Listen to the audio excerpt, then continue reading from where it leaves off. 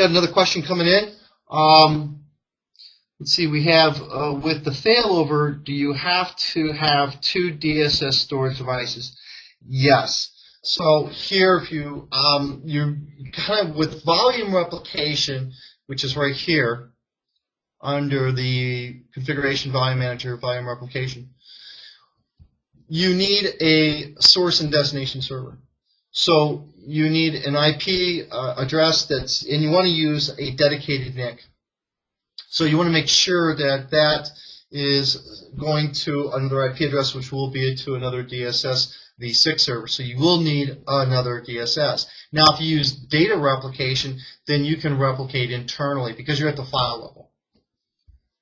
Next question is, with auto failover, is there any performance gain with redundant systems being in place?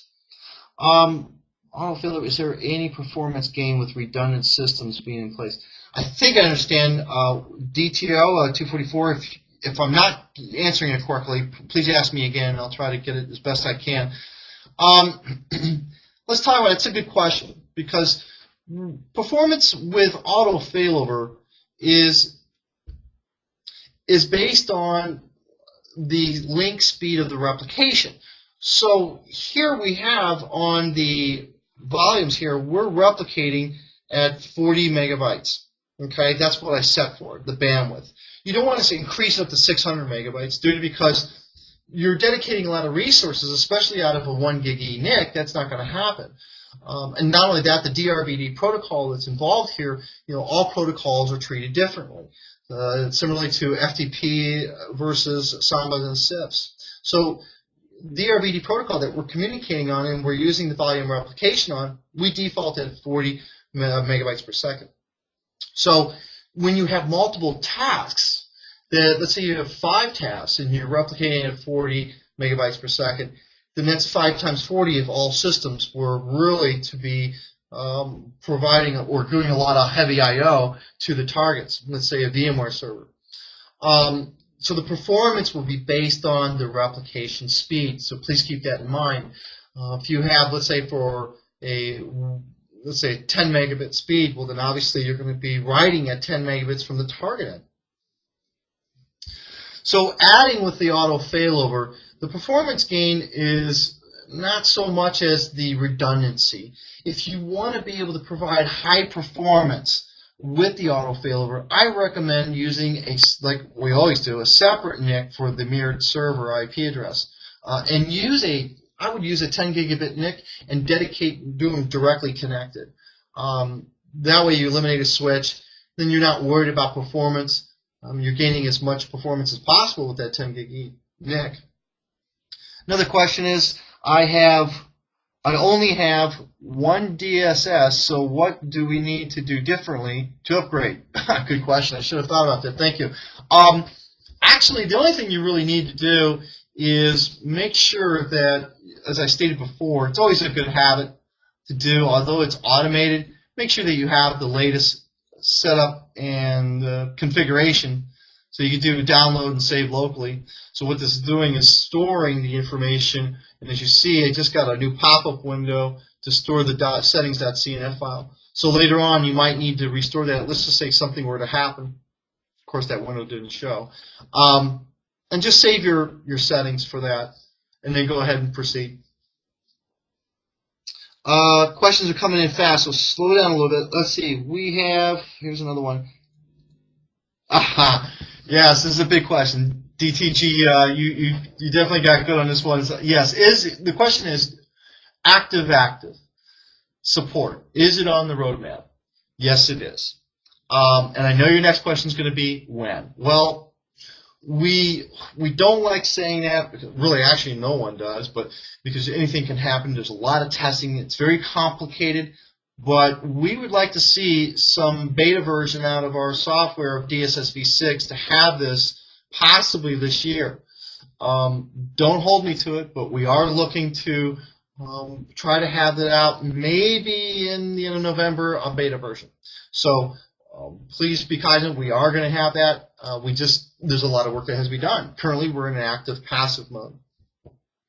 Another question, is remote failover is the remote failover a 66 megabits DSL connection feasible? A lot of questions on this based on some issues with performance and also WAN connections. Asynchronous, no. Synchronous, yes, providing though that you do, it's not being utilized for anything else. So you want to make sure that if you are going to use, let's say, a 6 meg DSL connection, make sure it's a dedicated connection.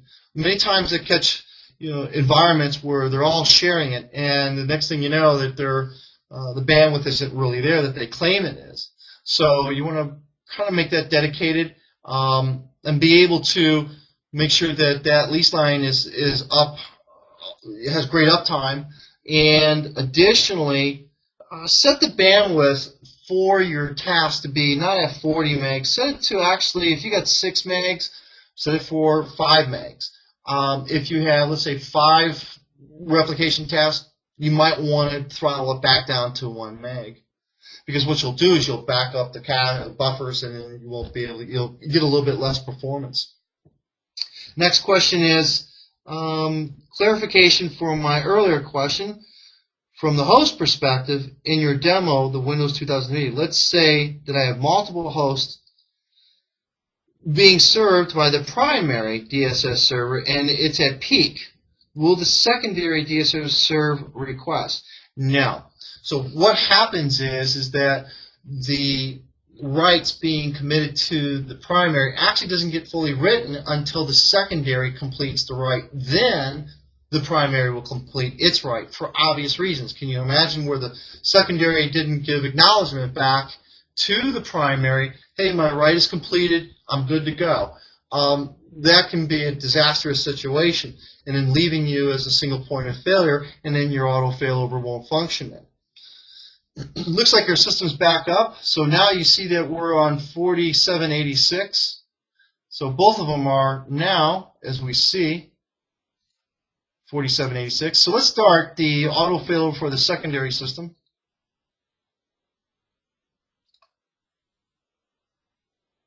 So here you see that's inactive.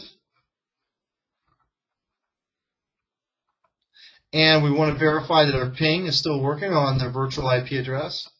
Data is still residing.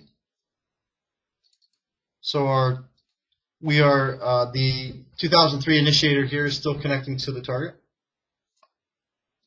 And now we're going to start the failover manager. So give this a few seconds. Again, you go up here, now you're able to see that the service is running okay, the node status is back to being secondary passive, ping node is okay. And what we can do is to see that and everything's consistent, is we could do a failover again, so that way we can test it. So here we're still seeing our virtual IP address and our target. Let's go to our primary. And let's go ahead and fail over.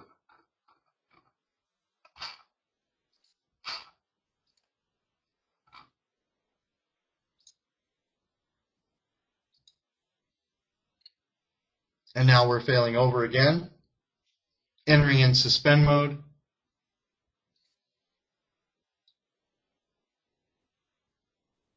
Virtual IP is still working, and our data. So now the secondary passive promoted itself as the active server. And now it's being active. So all the data is now being committed over to the secondary. And again, what you do is click the sync volumes, and it'll tell you to wait just a second. You see that's consistent.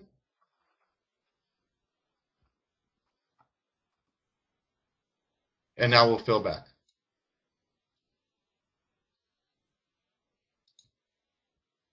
So now we see our data still residing, and our target is still connected, and our virtual IP address is still functioning. Failback process is still in progress. And what it's doing here is verifying that the data integrity. There's doing some checks before it passes over and sets its position to passive mode. And now everything's back again, normal.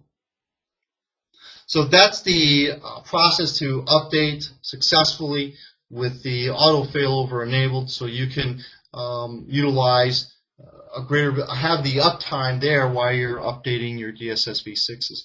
One thing I did want to mention was the fiber channel. Here we have now, with this version, the ability to set it in initiator and target. So for this queue logic that I have here, I have 2 ports. One port I can use for initiator, and the second port I can use for target. And I do not have to restart the system. So this has been long awaited for with our product. And as you see, we're just constantly updating and adding more features and providing more flexibility to you. So I think that's pretty much it of the whole process of doing the update. I hope that helps a lot of people. And what I'd like to do now is there's a lot of questions coming in, and I would like to address those questions. So what I'm going to do is I'm going to end the webinar at this point. Oh, I do want to point out to you all, many of you, that if you want to look at the webcast videos, I do update them. Giannis too as well. Here we're growing with a lot of the videos. So easy steps to do data replication, installing as a virtual machine. This is a common one right down here, installing OpenE DSS V6. This talks about how to install it on a USB flash stick, how to update. Similar question that we had, can I just go direct? Yes, you can. You could do it this way.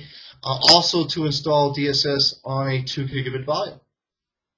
So then you have all the screen console functions, auto failover of VMware, best practices, DSS synchronous volume replication. So there's just really a lot of information I really recommend all of you to review. There's a lot of, and also we have white papers and how-to resources as we're expanding this as well. You'll see that you'll have a lot of the PDFs and information on, doing backups, snapshots, backups to a dynamic volume, USB, iSCSI target. Of course, we talked about the API. Here's a lot of the API commands. So, and also the replications, using synchronous volume replication, iSCSI failover, asynchronous data replication, and also many others concerning with MPIO, which is another popular for performance. There was a question, I think one of, I don't know if it was DTG asked, but, do you gain performance? You might want to look at the MPIO with Microsoft with our auto failover, but you're going to need 2 NICs, or you can do bonding. So once you bond, then you have 2 different separate IP addresses. So you can configure that with Microsoft and also for ESX. So that's really something to look at. So at this point, I'm just going to end it right here. I want to thank everybody for their time, and I'm going to stop the recording. And thank you for coming to the opening. Okay, we're going to answer some questions here. Looks like we'll go back to one question. Let's see if I can catch up on. There's a lot of them. There's one that says, just want to confirm, I believe you said async replication is not recommended, but sync is recommended over 6 megabit byte. Yeah, that's correct. The reason I'm saying that is that the async is be best in off-hour production time, and also when they're sistered right next to each other. Then the other question is, do we have to shut down all things running on the DSS since we do not have a failover? No, you do not. So let's say you're not using the auto failover feature. You don't have to shut down. Now, unless you got a snapshot running continuously, you might want to stop the snapshot. But or the data replication, that may be scheduled to be scheduled off. So think about what tasks you have running, and then be able to either stop those tasks for whatever data replication. If you're having, like, let's say, data replication, then stop that task for obvious reasons.